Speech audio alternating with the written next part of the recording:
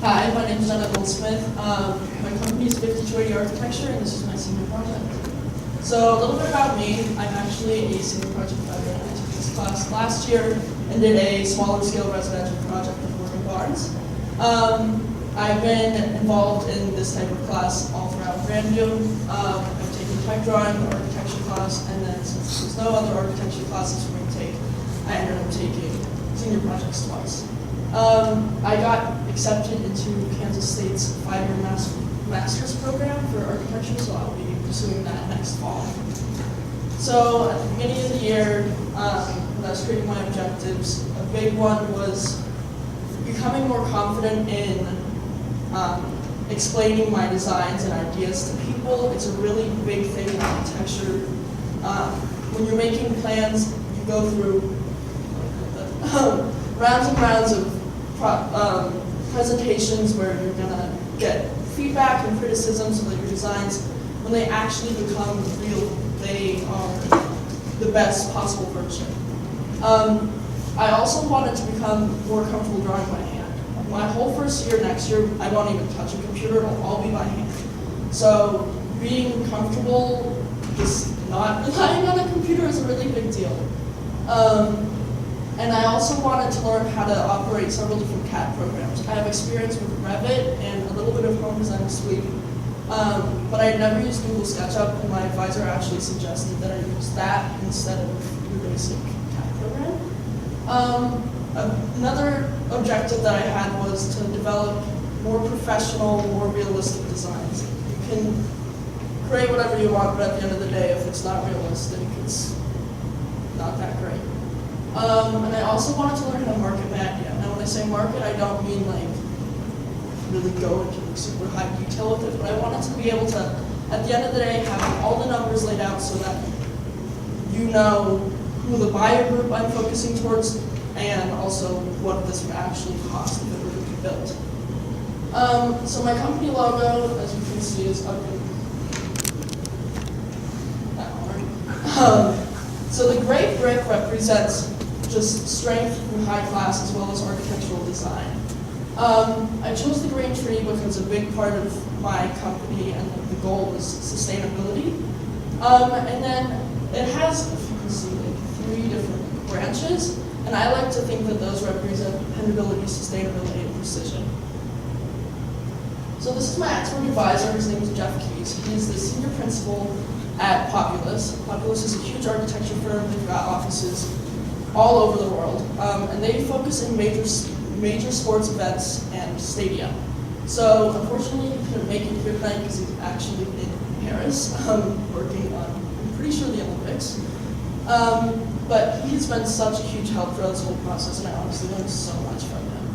And he also happens to be a Kansas State alumni, so that worked out pretty well. My support advisors, my parents, Kathleen and Charlie Goldsmith, they helped so much, especially towards the end. When it was crunch time, just getting everything wrapped up with a lot of moral support as well. My friend Abby Klopfer helped me create these videos. I'm illiterate with YouTube, so that was really big help. And then also Julia Dawkins was just moral support and technology help. So at the beginning of the year, I thought I had what I was going to make, and then about halfway through the year, I switched kind of what I was making. I still kept with the same concept, just elaborated on a little bit more. So initially, I was planning on making a self-sufficient condo complex that had 3 to 5 different unit styles, but I was really focusing on physical models. I was going to make like bird's eye view models of each unit, as well as the units themselves. Around December, I decided to switch it. I wanted to put more emphasis on the building itself, as well as really expand my project and make it larger scale than I was initially going to. So when I was creating this, I needed to name my actual complex. So I came up with the name Summit Luxury Apartments at Fitzsimmons Village. Fitzsimmons Village is the part of town that my complex would be built in. And then I chose Summit because going with the Colorado theme, and also it's like you're getting your peak experience here if you choose to live there. So here's my site. This is 225, that's Colfax. Colorado Anson's Medical Campus is right across the street from it. This is actually 3 lots. It's split down the middle, and then that one is a different one. So I used these 2 lots. It's about 5 acres, and it's about $1.2 million if you were to purchase it. So when I started my research, I really didn't know where to begin. I had an idea, I wasn't sure how to create it. So I actually went out into the field, and I found 3 different complexes that were creating the same type of experience that I wanted to create. The first one is called the Glen. It's out by Park Meadows. It's a brand new luxury apartment complex, and it's all amenity based, which is something that I want to include in my project. So here are some pictures. The biggest takeaways I got from this place was it had a bunch of community style rooms where you could go, you could meet people, you could talk, and it was really focused on facilitating the community. It was like you knew that people were going to meet there. It was just a really nice place. And I also really appreciated their attention to detail in the kitchens. When I think of an apartment kitchen, I think kind of really, really small and kind of just average. And here they made sure that it was aesthetically pleasing, as well as just really nice appliances and cabinets and stuff like that. The next one I went and toured was called City Block Apartments. It's in Uptown Denver. And the thing that I really, really liked about this one, it was amenity-based, but they also had a high emphasis on sustainability, which is something that I wanted to carry into my design too. So here, they had like 3 or 4 different buildings, but they were all connected by community spaces. So again, the emphasis here was on creating a really easily facilitated community, as well as the fact that the building itself was really interesting to look at. It wasn't just like a square. And it had these rounded corners as well as little nooks and crannies where it was just really a cool space, and it also created cool unit styles. The last place that I went and toured was called Zenith Meridian. It's out in Inglewood, Colorado. And they were also amenity-based, but they did it a little differently. So here it was a major complex, but it was a bunch of different apartment buildings. And here, all the apartment buildings surrounded this little pool area, and then this one amenity building where all their amenities were at. So they had a little community room, a business center, and a gym. Now, the best part about this place was I was actually able to talk to a resident and figure out what they really liked about this place, but at the same time, the downfalls.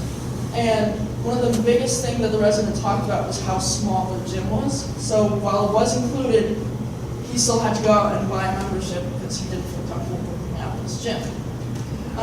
Another thing that he talked about was the parking situation was really good. They had some private parking, they had street parking, they had a variety of places where you could store things. And they also made sure that their units felt like home. It wasn't so modern that it felt sterile, but at the same time, it wasn't outdated. So going into some more research, I wanted to learn how to draw. I've taken a few art classes before, not really super artistic, but that's something that I need to become more comfortable with.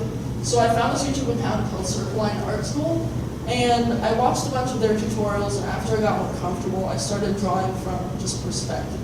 My advisor suggested that I just sit down, find a building, find a tree, find something, and draw.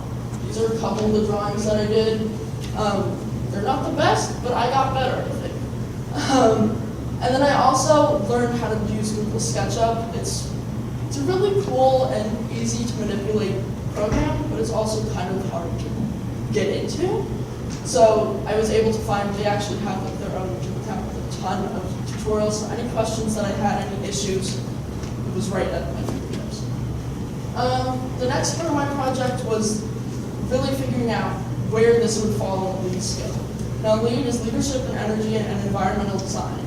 And buildings, this has become like a huge thing in the past 10 years. And if you get LEED certified, it can also generate revenue for your building. And this is just focusing on making your building as sustainable as possible. And I've done this in the past with all my projects, but I wasn't sure how the commercial aspect of the size and scale of my building would affect the rating. So when I went through, it really all the articles that I read talked about just the location, the accessibility to bike paths, to mass transit, to things like that, so that you're putting an emphasis on more of a sustainable lifestyle instead of relying on cars and things like that. It also talked about having a lot of natural light, so I made sure to include in my plans floor-to-ceiling windows in almost every single unit. When I calculated it all out, I ended up at an 81 out of 110, which does put it in the platinum rating, which is the highest rating that you can get. So when I was thinking about amenities, I really wanted to include a pool, and it was like, do I put it on the ground, do I put it on the rooftop? You know, how do I deal with this? But then I was also thinking, I want to create my own pool. I don't want it to just be a square. It's kind of boring. So I found these two pools that I kind of got inspired by. The things that I liked about them was they had these cool little islands in the middle of them where you could be in the pool but you weren't actually getting wet, which is kind of nice. And then I also liked that the hot tub was attached to this one. A big thing for me is I hate when like you go to like get a hot tub like at a hotel and there's people in it already and there's usually only one. So in my design I actually incorporated 2 hot tubs as well as some type of little island. And the last portion of my research I was focused on really trying to figure out how I'm going to deal with parking. This can dictate pretty much your whole project because of traffic flow, space, all of that jazz. So when I was looking at options, a really popular option right now is wrapped parking. It's when the parking structure itself is in the center of your building essentially, and the building is built around it. Now the thing I don't like about this is all the sound that's going to get put into the building. You might be sleeping at night, so it slams the door, you're automatically awake. And so then the other options were above ground and below ground. There was no way I was doing above ground. I think it looks really messy, and it just takes up a huge footprint of the land. And below ground, it's fine, like it works, but you have to deal with the whole ramp situation, and that's really hard to calculate, and I really didn't have the time to go into those logistics. So when I talked to my advisor, he suggested that I do ground level and below grade. So essentially, you the whole building up 1 floor, and you drive straight in, so you're on the ground level, but then you can go down. And since it's in the city, you can go down as deep as you want. It could be 3 or 4 levels down, and you'll have plenty of parking. So getting into my timeline, you'll see as we hit December, it's all red, but it's fine. I just had to change some things. On the left is my initial timeline, on my right is what actually happened. So my advisor suggested to begin my project to create a per sheet. It's like a schema of what you want to have included in the project. All the amenities, how many units, all the details, just lay it out so that you know when you're working which parts you need to still include, all of that. So after that, I started designing my studio units. At this point, I was using Revit, quickly changed away from that. In November, I was still working on units, so I had created a studio unit, a 1-bedroom, and a 2-bedroom by the end of November. And then December hit, and I said, wait, I'm looking at this completely wrong. I'm going little picture to big picture, and I need to know the big picture to little picture. So I automatically just stopped working on my units, and I got right into learning how Google SketchUp worked, and then building my actual building. Into January, I spent pretty much the whole month of January and part of February working on my building. It's a pretty huge building, and so it took a really long time, especially since I kept running into problems and I'd get stuck. So it took a little longer than I thought it would, but then everything worked out fine. So then into February, I was still working on my building itself, but I was also diving into the units. I wanted to create 10 total units. And while they're only like 400 to 600 square feet, it takes a decent amount of time. So in February, I was creating like 3 more studio units, 2 more 1-bedroom unit.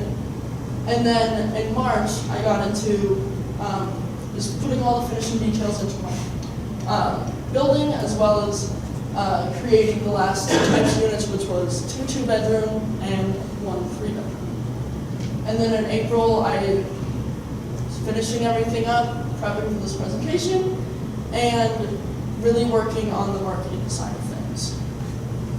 So some major roadblocks I hit, obviously there were a ton of small ones, but my change in project definitely messed up my timeline majorly.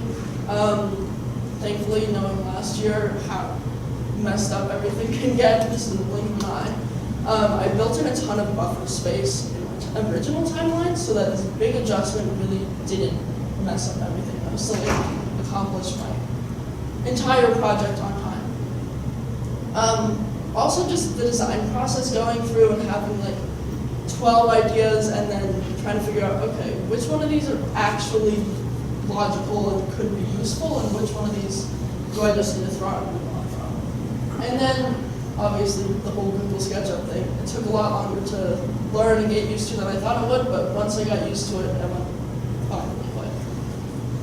So I kind of broke this down into phases because my building started out like this. I had the same shape staying throughout the whole thing, but initially I had stair-stepped the floors so that this is 6 stories, 5 stories, and 4 stories.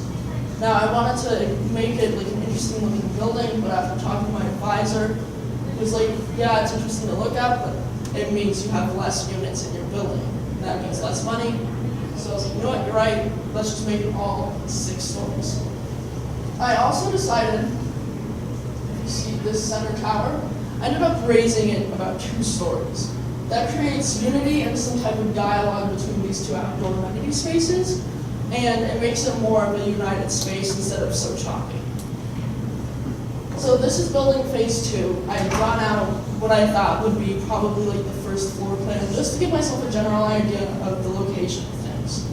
This ended up changing pretty drastically because I decided to create the whole first floor and all, so this side, and this side, be all retail space. That businesses, restaurants, anywhere really can rent out and have that be their storefront.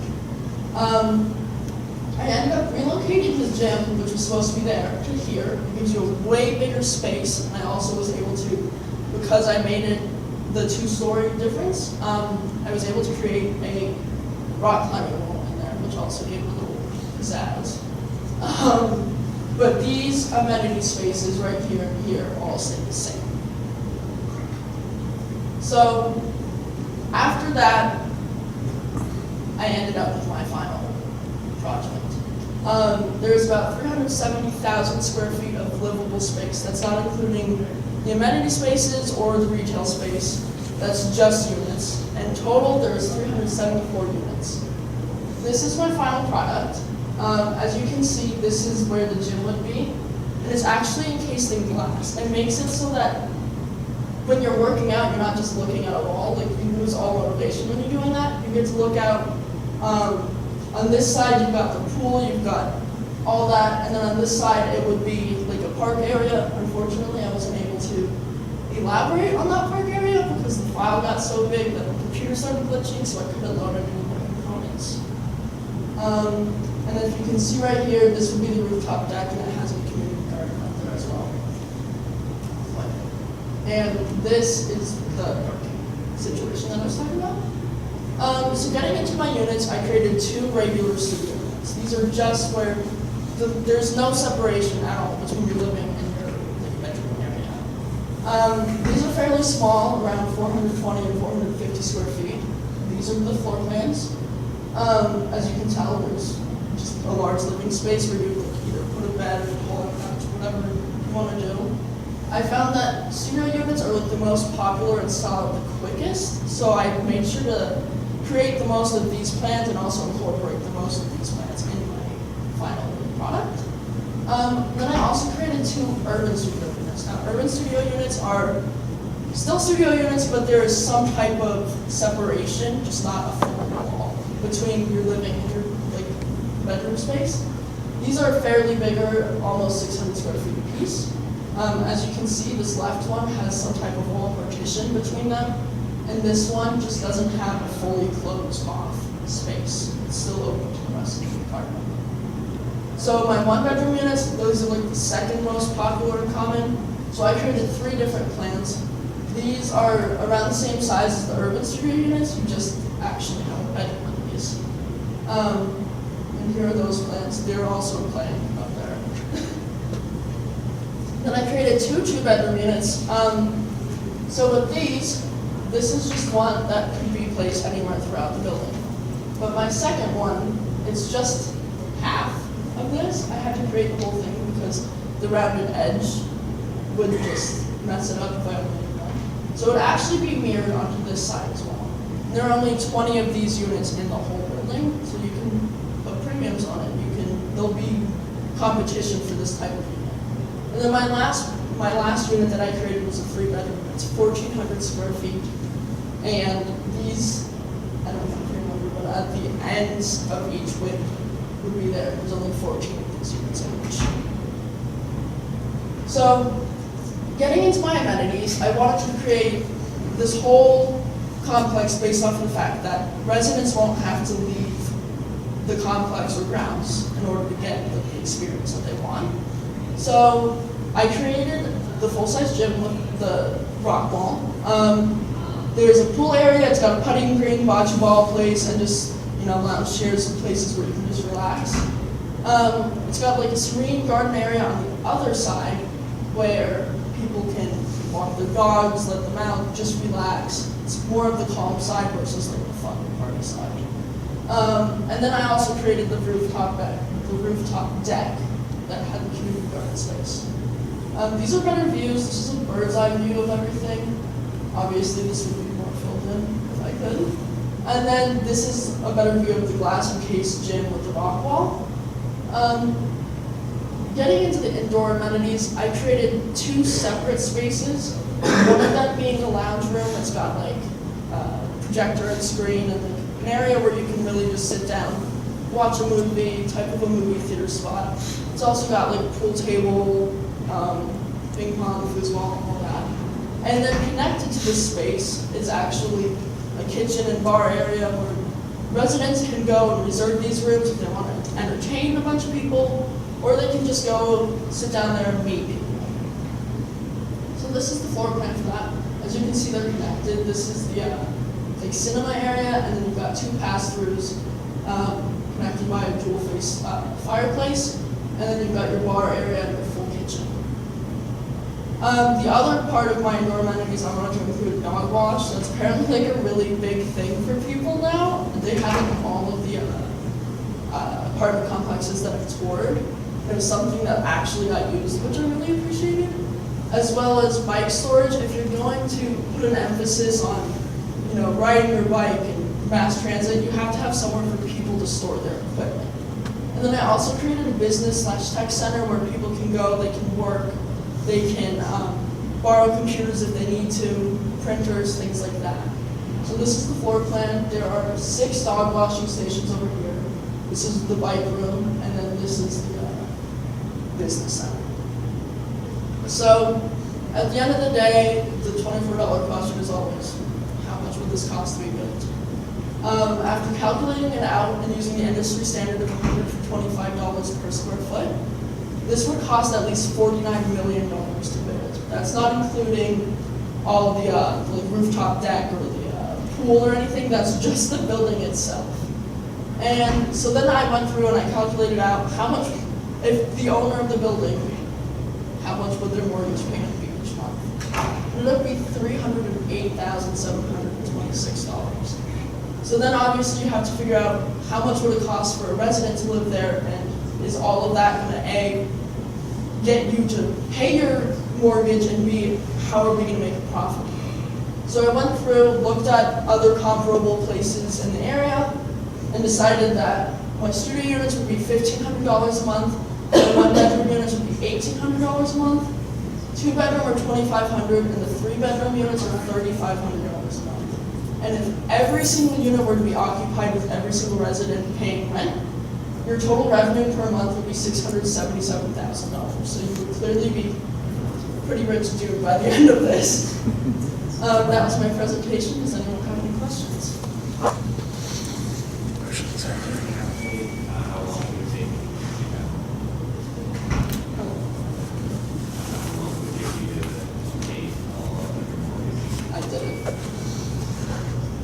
your video presentations, what did you use to create these? Home Designer Suite. It's got like an ability where you can just create your video walkthrough and then it records the whole thing. What else? All right, thank you.